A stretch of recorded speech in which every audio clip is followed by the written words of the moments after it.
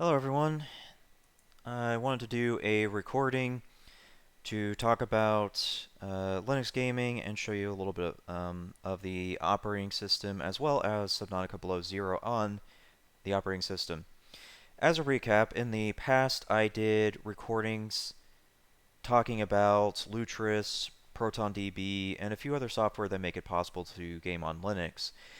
I then also talked about the two main distributions of Linux used for gaming, which is Pop! OS and Manjaro. I can't remember if I made any recommendations back then, but if I did, they're going to be out of date as both operating systems have changed, or distributions I should say, have changed since those recordings. Today I'm going to be focusing on Manjaro, as I think that this is the best for gaming at the moment. I want to quickly show you the control panel or system settings for Manjaro Plasma Edition, because I'm using Plasma version of Manjaro. I would like to point out that this is the audio side, so you can see it's very easy to figure it out. All you have to do is just see where the green dot is, and this will let you know which audio source he's using. I will point out that this is my microphone right here. Notice I am using my rear microphone, which is going to be my headset microphone. I have Sennheiser GSP 300 headsets. So I am at 25% volume on the headset microphone. 25% volume. I would have to crank this to 60 to 70 on Windows to make sure that you can even hear me. But on Manjaro, I think it's pretty easy to see that you can hear me very clearly using a headset microphone. Notice I do have a studio grade microphone. I have an ATR 2500, which they no longer make. It was supposed to be their budget microphone. I think it was like $60 at the time when I got it, but it's a very high grade microphone from ATR, and I'm not even using that right now. This is all on the headset microphone. I'm doing that because my ATR is a bit far from me on this setup, and I don't think that you would have been able to hear me if I used it. But anyways, I wanted to show you how easy this audio setting was. Now, there are other critical functions of the operating system that you will have to manage, but they are very easy to manage. The first one I'm going to show you is the kernel. As time goes on, Manjaro will change. This includes the kernel, the drivers, and many other things. The kernel is, how do I put this in easy terms? I guess you can say, if you can picture an Oreo, the kernel's the center. It's what keeps things together, sort of. Not really sure how to explain it, but point is, as you can see, it's all very informative in this particular panel, and it tells you what it is. So you can see this is real time, this is long-term service, or LTS for short. You can see I'm running 5.10, and it is installed. If I were to ever change the kernel, it would be the same way I would do it with Windows in terms of the video card drivers. I would just simply install this, remove this, and do a reboot. That's all I have to do. It's very straightforward with the kernel. Another thing too that you have to be aware of is another critical one that you have to be aware of is the hardware configuration. Notice this is my drivers for not only my video card, but also my network. Under this, I would have to either manually set things, or I could just tell it to auto-install open source driver. If this was in a video card, this would be a little bit different of a page, because historically over the years, AMD/ATI Radeon drivers have not been that great for Linux. NVIDIA has, though. If this was NVIDIA, it would have a completely different look to this configuration.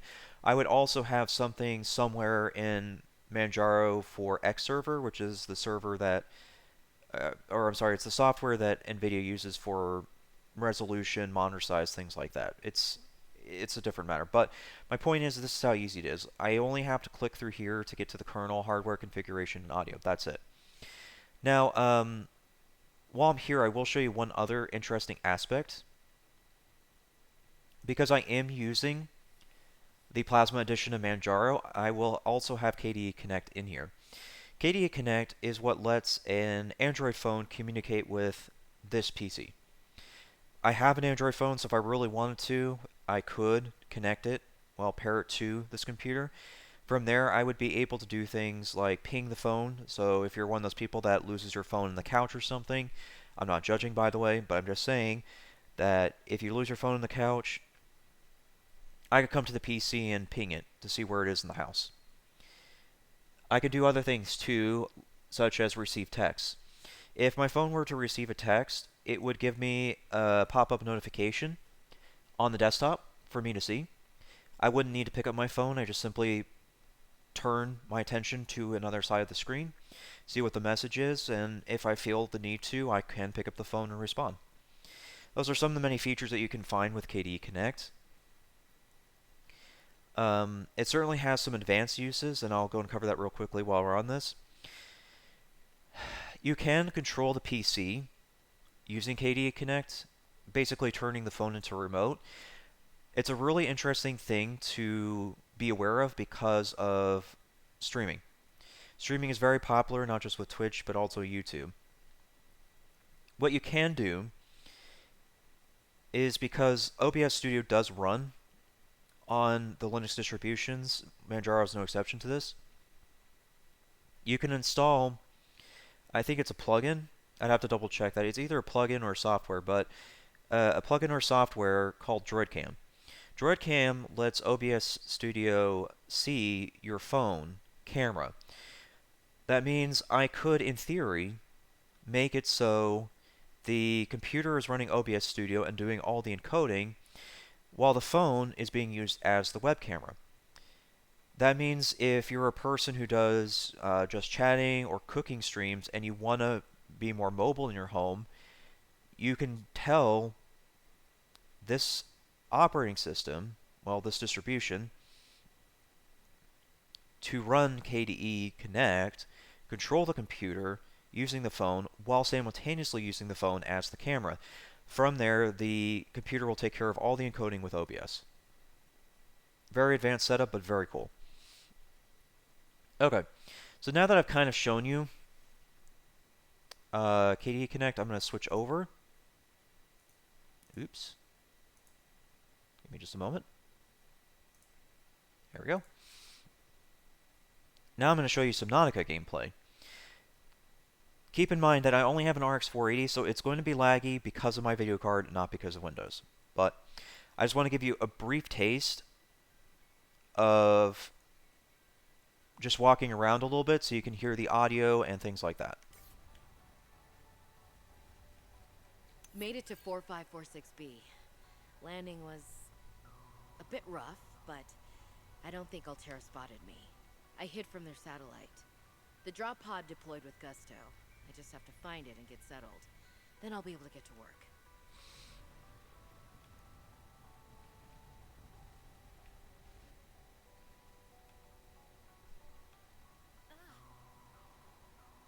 Dangerous weather approaching.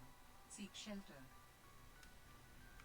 Okay, so there you have it. That is going to be Subnautica Below Zero on Manjaro Plasma Edition. Now I want to, oops, kind of clicking wrong here. Give me just a moment.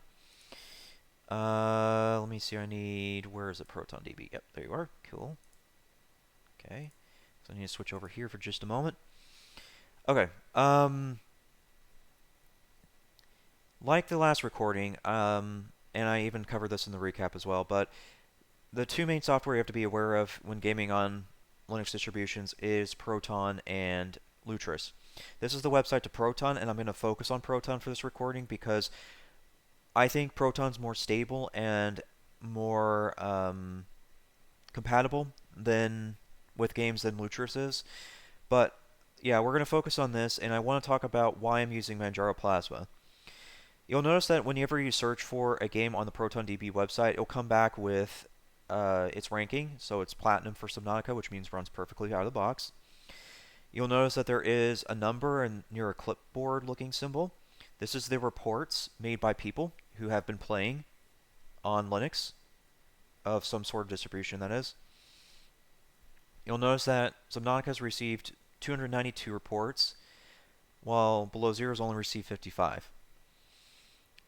I think the reason for this big number change is because, or big number difference is because Subnautica Below Zero isn't out yet. well, fully. It's in early access, so people are waiting, like I am, I think. I for sure am waiting for it to fully release before I even touch it. I only turned it on just so you could see what it's like on Manjaro, but yeah, I think a lot of people are waiting. But anyways, whenever you see this, you can click on the game and go through those reports. What I have noticed reading through different games and different reports is that the GNOME editions of the Linux distributions have had issues with games. It's extremely rare. I've only seen it maybe 3, 4 times, and I have looked at a bunch of different games. So I would consider 3 to 4 a minor anomaly, but it's one of those things. It's just kind of like, well, even if it's an anomaly, you might as well go ahead and take the time to just choose a different distribution. I'm going to call it operating system, but a different distribution um, to avoid that problem. And I think Plasma is a good way of doing it because in any of these reports, I have yet to see Plasma having an issue. If I've missed it, then so be it, but I have yet to see one in here having an issue with Plasma. I've for sure seen issues with GNOME, though, so. I will recommend Manjaro Plasma Edition for gaming and for general use. We'll go over that a bit later, but the main thing I want to relay is to use Manjaro Plasma just so that you don't have to run into issues. Now, let's get into why you would do this.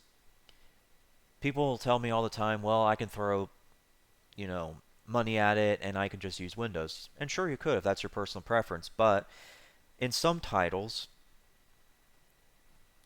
you can get as high as a 30 FPS advantage over Windows. That's how much better Linux distributions run in comparison to Windows. I don't know about Manjaro specifically, but I would imagine it's pretty high.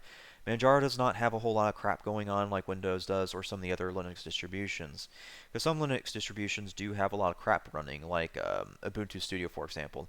That used to be one distribution that I've used consistently for a while, but then things kind of changed in recent months and I don't use Ubuntu Studio. But that's an example of one Linux distribution with a lot of crap going on. But Manjaro Plasma doesn't have much going on, Pop! OS doesn't have much going on, so you have a very good chance of getting better FPS through Linux. Another reason too is for older games. So oops, let me scroll back up. I could scroll through a whole bunch of different games, but that would take too much time. So I'm going to focus on the Star Wars title because there's a lot of titles under this name, and a lot of them are very old. But you can see that just by typing Star Wars, I've gotten a lot of search results. And right off the bat, I'm already seeing gold, gold, platinum, platinum, and a star. Now, that's important. That means it's whitelisted by Valve. You will rarely see this on games when you search ProtonDB. It's very, very rare. Whitelist means that it runs just fine if you run Steam. It may not require Proton. That's basically what this means. So that's extremely rare to see.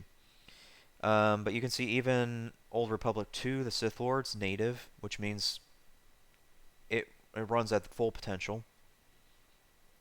Gold, whitelisted, gold, gold. Platinum, gold, gold, silver. And look, we're getting into older games now. Look, this is Dark Forces. These are relatively recent, but that's older, so gold, platinum, bronze. Bronze means it will probably crash or be unenjoyable. So that's not a good sign, but to be fair, it only has 8 reports, so that could change. But look, we're going all the way down to X-Wing Alliance now. X-Wing Alliance is gold. Imperial Assault, platinum, TIE Fighter Special Edition, gold. Star Wars Battlefront, gold. Jedi Knight Dark Forces, gold. Gold. And look, here's a very recent game, Star Wars Squadrons, bronze. Yeah, it's bronze on Linux. Only 42 reports. Platinum, bronze, gold, silver, silver, bronze, silver. So you can see there's plenty of older titles that run relatively well or really well on Linux distributions. I would imagine with Manjaro this probably runs insanely well, but Yeah, so that's kind of why you would do it, is not just for performance gains, but also to give you the flexibility to play older games that Windows might struggle to play. I know for sure the Republic Commando, I had a lot of issues trying to play this on Windows. A lot of issues. So it's really cool to see that it's running perfectly fine on Linux. I would say a third reason is for streaming. Because OBS Studio works on here, you can certainly use this to stream in game without an issue. To a degree, of course. Certain capture cards like Elgato are not going to work on Linux, but you can use other capture cards in place of that. I know Blackmagic Design tends to work on Linux. They have capture cards that work. EVGA XR1, the most recent capture device to come out, the staff at, well, customer support and or staff at EVGA have assured me that it works on Linux because it's plug and play. They did tell me that only its software would not run. That's fine. You don't need the software to run the EVGA XR1. You just need the device to be able to, uh, register your console or whatever with the computer. But yeah, EVGA XR1 for sure works according to EVGA. Just not the software. And it's perfectly fine. I would say a fourth reason is for security. Linux distributions in general are going to be more secure than Windows, so if you're doing anything like work from home and it's all browser based, it would be far better for you to do it through a Linux distribution. I would recommend Manjaro Plasma. As you can see, it does a whole bunch of different things pretty well and fairly easy. If you're doing online banking, that would be another reason for wanting to have more security. All this stuff that I'm talking about, it's very easy to get because Manjaro Plasma and most Linux distributions are free. You can do what's called a dual boot. That means you can install Manjaro alongside Windows and be perfectly fine. In my setup in particular, I have a 1 terabyte Crucial MX500. I have, at this moment, 60 gigabytes of the 1 terabyte devoted to Linux. I'm not really gaming much more, so I didn't really see a need to increase that size any further. If I were to game more, I would likely have increased it to 120, but I wouldn't go beyond that. I would devote the rest to Windows to pick up the slack with games that it doesn't work with, and also to work with software that wouldn't work on Linux. But as you can see, any downfall of Manjaro, Plasma, or really a Linux distribution is quickly solved, but just by the fact that it's free and it can be installed alongside Windows. But that's all I can really say on this. Thanks for listening.